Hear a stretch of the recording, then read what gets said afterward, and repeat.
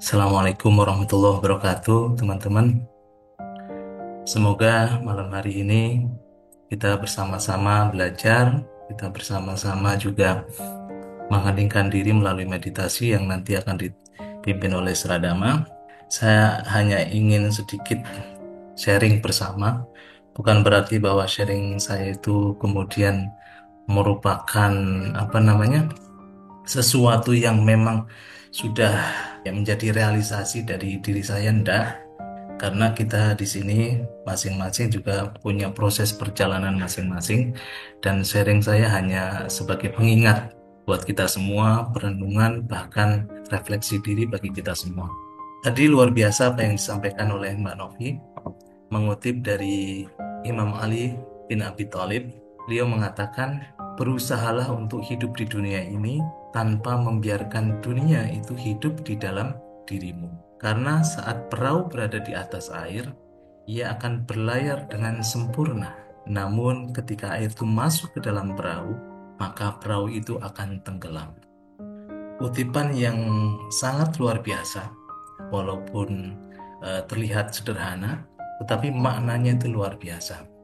Jadi kita hidup di dalam dunia yang memang fana ini, itu ibarat kita itu menumpangi sebuah perahu. Harusnya memang perahu itu berada di atas air dan berlayar dengan sempurna di atas air. Nah, air itu ibarat dunia yang kita tumpangi, yang kita gunakan sebagai sarana untuk hidup. Kita makan dengan apa yang disediakan oleh dunia dan apapun yang kemudian dunia itu sediakan buat kita. Nah, PR-nya adalah saat kita berlayar menggunakan kapal kita, jangan sampai air itu masuk bahkan membocori dan menenggelamkan diri kita. Nah, air itu adalah dunia, jangan sampai dunia itu kita perlakukan dan kita biarkan masuk ke dalam hati kita. Kalau hati itu sudah dipenuhi oleh duniawi, maka kapal kita akan tenggelam dan hati kita akan dipenuhi dengan kotoran-kotoran itu. Nah, itu kutipan yang sangat powerful dan luar biasa yang tadi dikutip oleh Mbak Novi. Malam hari ini saya ingin ngajak kita merenung dari apa yang sebenarnya sudah ditulis Swami Vivekananda dalam bukunya, bagaimana kita itu bisa mempraktekkan Vedanta dalam kehidupan sehari-hari kita. Jadi praktek Vedanta dalam kehidupan sehari-hari. Selama ini kita mendengar teori, tapi bagaimana sih menyambungkan teori itu ke dalam praktek? Sehingga teori itu punya kehidupan atau punya makna atau punya arti dalam praktek dalam kehidupan kita sehari-hari. Nah, dalam bukunya Swami Vivekananda itu mengatakan bahwa teori hanya bisa bernilai jika dapat diterapkan dalam praktek, bukan sekedar latihan intelektual. Vedanta menekankan penerapan ajarannya dalam semua praktek kehidupan. Jadi jangan ada gap atau ada jurang yang sangat jauh antara teori dan praktek. Kadang-kadang kita juga ketika beragama kan juga gitu, ada teorinya yang luar biasa baik, tetapi prakteknya kemudian tidak mencerminkan teori itu. Nah, itu dalam Vedanta itu sangat-sangat ditekankan bahwa jangan sampai teori apa yang diajarkan itu tidak punya asal atau tidak punya nilai atau tidak punya dampak pada praktek. Justru teori itu harus diaplikasikan melalui praktek. Nah, Vedanta menekankan bahwa ada kesatuan teori dan praktek. Jadi tidak ada dikotomi atau dualitas antara duniawi dan spiritual. Jadi walaupun kita tadi berlayar menggunakan kapal untuk mengarungi tujuan yang sifatnya ukhrawi yaitu Tuhan, tetapi jangan lupa kapal ini kan di atas air. Nah, air itu ibaratnya duniawi. Jadi jangan pisahkan atau jangan ada dikotomi antara duniawi dan spiritual. Nah, itu luar biasa. Nah, bagaimana sih Vedanta itu bisa menggabungkan antara teori dan praktek? Nah, filosofi Vedanta itu tidak lahir dari meditasi di hutan. Jadi, para resi-resi itu di hutan mendapatkan inspirasi yang kemudian tertulis dalam sebuah kitab yang namanya Veda atau Bhagavad Gita. Tetapi inspirasi-inspirasi itu justru muncul juga dari orang-orang yang justru sibuk dalam urusan duniawi. Para raja-raja yang memang bijaksana itu juga mendapatkan inspirasi yang kemudian dituangkan dalam sebuah kitab suci yang kita sebut sebagai Veda itu. Bahkan dalam Bhagavad Gita itu diajarkan Krishna dan Arjuna itu berperang dan mendapatkan kebijaksanaan di dalam medan perang. Kalau kita menonton film Mahabharata itu, justru Krishna mengajari Arjuna, yang kemudian ajaran itu disebut sebagai Bhagavad Gita, nyanyian-nyanyian Tuhan itu, justru itu didapatkan dalam medan pertempuran atau medan peperangan. Teman-teman, kita tiap hari juga sebenarnya jihad atau berperang melawan hawa nafsu kita, berperang melawan duniawi kita dan sebagainya. Tetapi bukan berarti praktek spiritual itu menafikan kita harus pergi ke hutan atau kita harus menyendiri sehingga kita itu lari dari kehidupan duniawi ini, enggak. Justru kalau dalam Vedanta itu ditekankan kita itu harus mempraktekkan spiritual dalam kondisi yang paling chaos sekalipun. Contohnya ya ketika Arjuna itu berperang di dalam Kurusetra itu melawan para Kurawa itu mendapatkan ajaran-ajaran kebijaksanaan Bhagavad Gita saat berperang. Nah, artinya di tengah kesibukan pekerjaan duniawi itu Vedanta itu bisa menjadi jembatan yang kokoh antara teori yang ideal dan praktikal. Jadi harus ada balancing nanti antara teori dan praktek. Nah, pertanyaannya bagaimana menjaga keseimbangan antara ideal atau teori itu dan prakteknya? Nah, Vedanta itu tidak mengajarkan sesuatu yang pasif. Kita hidup di dunia ini harus mencari dunia sebanyak-banyaknya. Dengan catatan tadi ya, jangan kita masukkan ke dalam hati kita. Tetapi kita juga menolak sesuatu yang hyperaktif. Terlalu aktif itu juga nggak baik. Jadi pasif tidak boleh, hyperaktif juga tidak boleh dalam menyikapi kehidupan, menyikapi kerja gitu. Nah, solusinya seperti apa? Solusinya itu Vedanta mengatakan harus aktif yang sejati.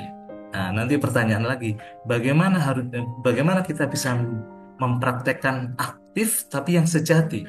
Nah, Vedanta kemudian mengajarkan yaitu ketika kita ada keseimbangan antara aktif atau aktivitas yang penuh semangat itu disertai dengan ketenangan batin yang tak tergoyahkan. Nah, di satu sisi secara lahiriah, secara semangat kita itu harus aktif, tapi secara batin kita itu harus tenang. Jadi ada ketenangan batin yang tak tergoyahkan. Jadi aktifnya itu aktif yang sejati, bukan aktif karena kita itu dituntut macam-macam, itu enggak. Karena ada keinginan yang menuntut-nuntut kita untuk aktif itu enggak. Jadi aktif tapi dalam ketenangan, dalam bingkai ketenangan. Semakin batin kita itu tenang, jiwa itu sebenarnya semakin aktif.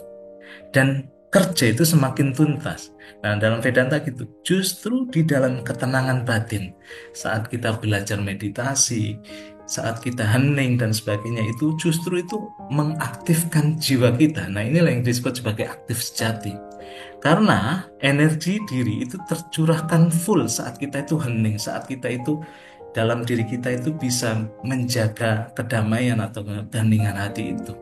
Jadi fokus itu full, energi itu full tercurahkan pada apa yang kita kerjakan kan, dan tidak terbuang oleh distraksi-distraksi pikiran, emosi, amarah, kebencian atau perasaan. Itu artinya jadi saat kita itu batinnya itu tenang, jadi energi Tuhan itu full hadir dan fokus dalam diri kita. Nanti kita bisa membedakan ya, aktif yang hiperaktif itu karena ada aktif pikiran-pikiran yang sebenarnya mendistraksi diri kita, emosi yang ingin meluap-luap, amarah yang ingin kemudian ditumpahkan, kebencian yang ingin disebarkan, perasaan yang tidak menentu. Itu kan semuanya aktif. Walaupun misalnya kita kerja 5 jam katakanlah, tapi sebenarnya kalau yang aktif itu pikiran, emosi, amarah, kebencian, perasaan, kalau dalam Vedanta disebut sebagai hyperaktif, itu bukan aktif yang sejati, enggak. Nah, aktif yang sejati itu justru ketika kita mulai hening, kerja dengan fokus, keheningan itu justru itulah aktif yang sebenarnya. Sehingga kerjaan itu ketika kita kerjakan dengan hening, dengan batin yang tenang, kerja itu makin powerful, kerja itu makin fokus dan akhirnya tuntas. Nah, makanya ada dua kecenderungan manusia dalam menyikapi ideal atau teori-teori yang ada di pikirannya dan kemudian praktek yang dikerjakannya. Nah, ada dua kecenderungan. Yang pertama, ada kecenderungan orang itu kayak memaksakan idealisme yang ada di kepalanya itu harus selaras dengan kehidupannya. Misalnya, kalau orang tua kita sebagai dokter biasanya memaksa ideal-ideal yang ada dalam diri seseorang itu, ibunya lah, entah bapaknya itu untuk kamu harus menjadi dokter seperti ayah atau seperti ibu tuh.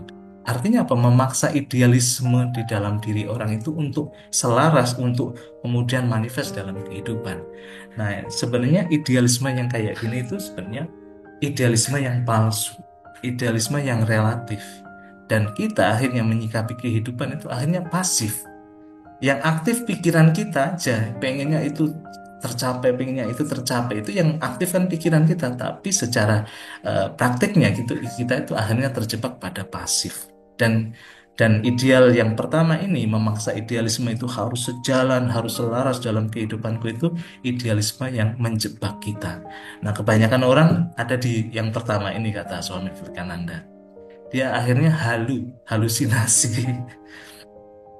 Nah, harusnya yang kedua, idealisme itu harusnya mengangkat kehidupan itu untuk menuju ke tahap ideal. Nah, ini ideal yang aktif. Artinya apa? Praktek itu harus kemudian berproses menuju ke kesempurnaan, kesempurnaan yang akhirnya menuju pada idealisme itu. Nah, kalau kata Vivekananda itu, idealisme yang seperti ini itu sebenarnya fitrah manusia yang ingin berevolusi menuju kesempurnaan, ingin tambah baik akhirnya menjadi yang terbaik itu. Jadi jangan terjebak pada idealisme yang pertama itu.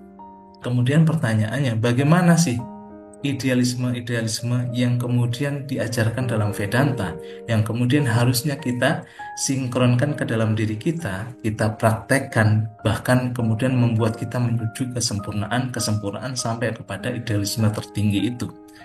Nah, Vedanta mengajarkan kita bahwa idealisme tertinggi dan abadi itu adalah Tattvam Asi. Tattvam Asi itu artinya apa? You are that. Kamu adalah diri yang murni itu.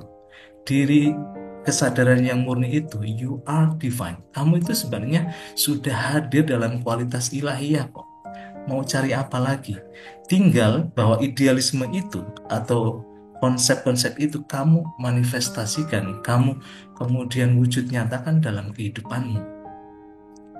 Nah, karena kita itu sadar bahwa kita itu merupakan kesadaran yang murni itu, kemudian Vedanta itu mengajarkan bahwa semua kekuatan Tuhan, semua pengetahuan Tuhan itu sudah ada dalam dirimu.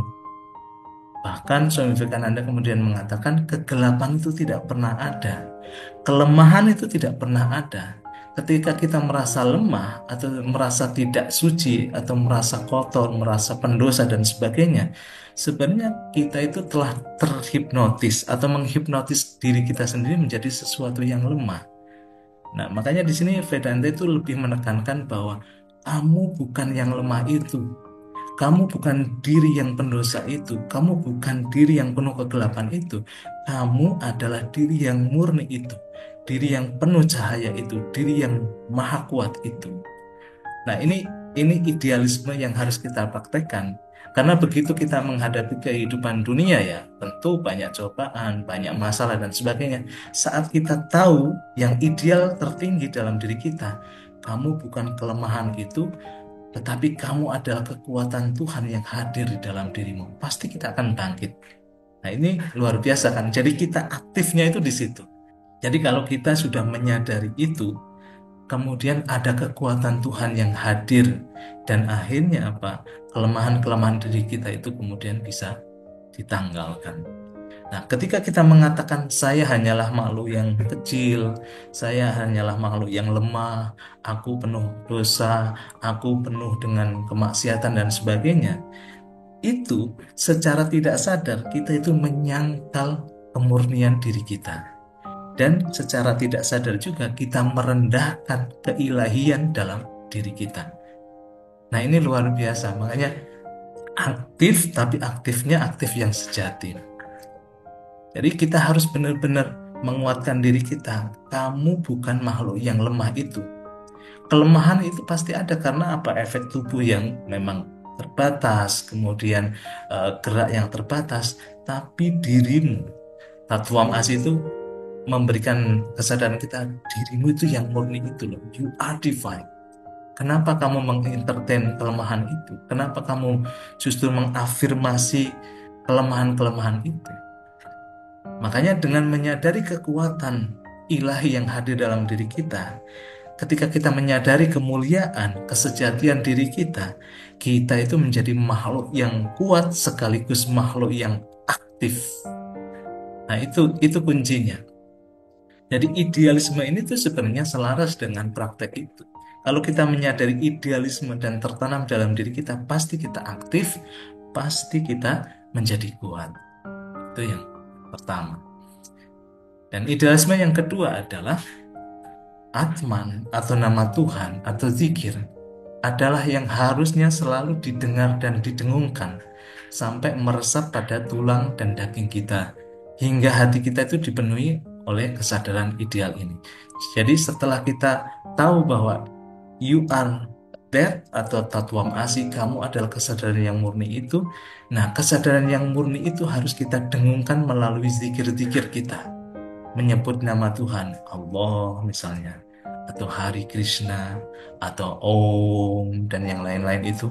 Karena apa? Dengan menyebut nama yang suci itu, nama yang mulia itu, pelan-pelan diri kita yang penuh dengan kelemahan itu tergantikan oleh kekuatan Tuhan, kesadaran Tuhan yang hadir itu.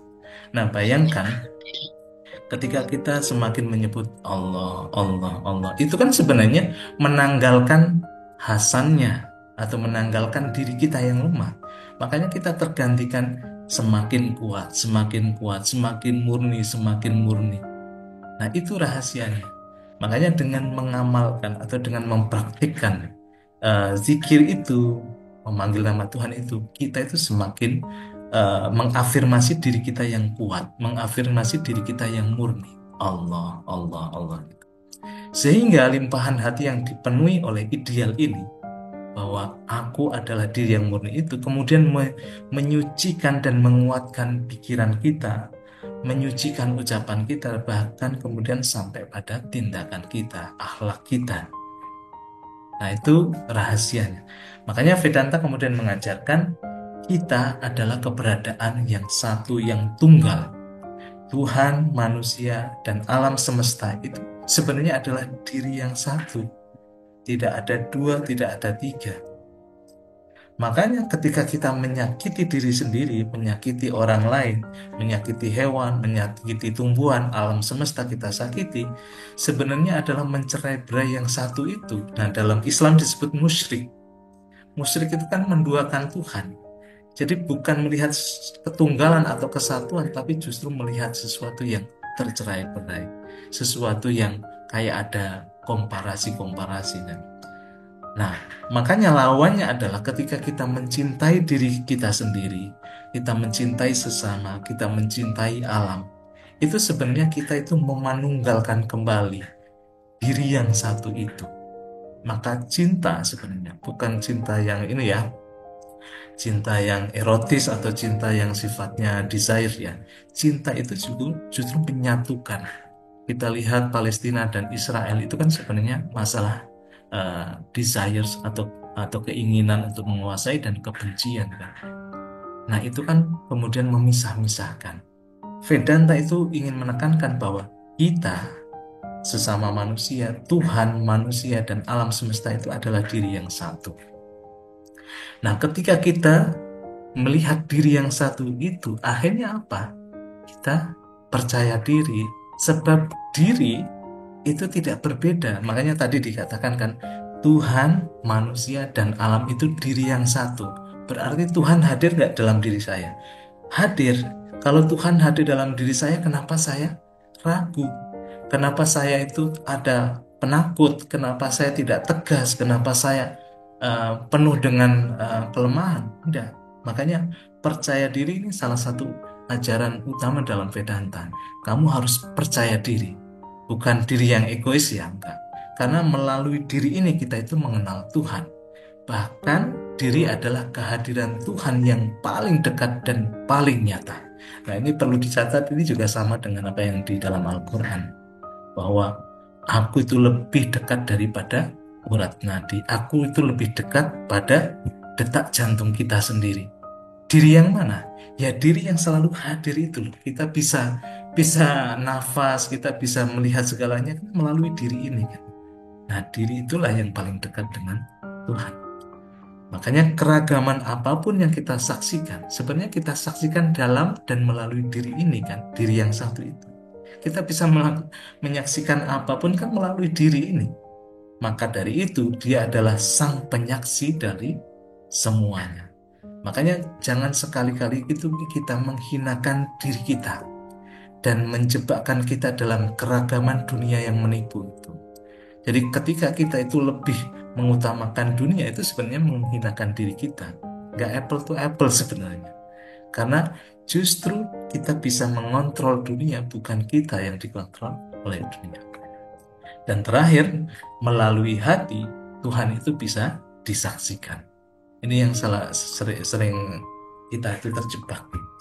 Jadi kita itu bisa menyaksikan Tuhan melalui diri itu, dan diri yang bisa menyaksikan Tuhan itu hati kita, bukan intelek kita atau bukan akal budi kita. Karena mereka atau intelek dan akal budi itu hanya menjadi pembersih jalan agar kita tidak jatuh dan terjebak. Misalnya kalau moralitas kita itu jelek, itu kan akan menjadi penghambat karena itu bisa membuat kotor hati kita. Kalau kita misalkan intelek kita itu dipenuhi dengan halusinasi, itu kan akan menghalangi jalan kita. Makanya kita bisa menyaksikan Tuhan itu melalui hati kita, bukan pada intelek dan akal budi kita, tetapi hati itulah yang kemudian bisa mengalirkan cinta dan kasih Tuhan. Dan hati itulah yang kemudian utama. Itu saja yang bisa saya sampaikan pada malam hari ini. Semoga kita bisa merenung dengan apa yang disampaikan ini. Jadi kuncinya adalah ada jalan tengah. Nah, jalan tengah itu adalah kita aktif menjalani kehidupan kita, tetapi keheningan tetap terjaga dan kokoh di dalam diri kita. Ketenangan batin itu harus dijaga. Contoh prakteknya ya melalui meditasi. Dengan orang ketika meditasi itu sebenarnya dari sisi indera itu pasif, tapi yang dalam itu makin aktif.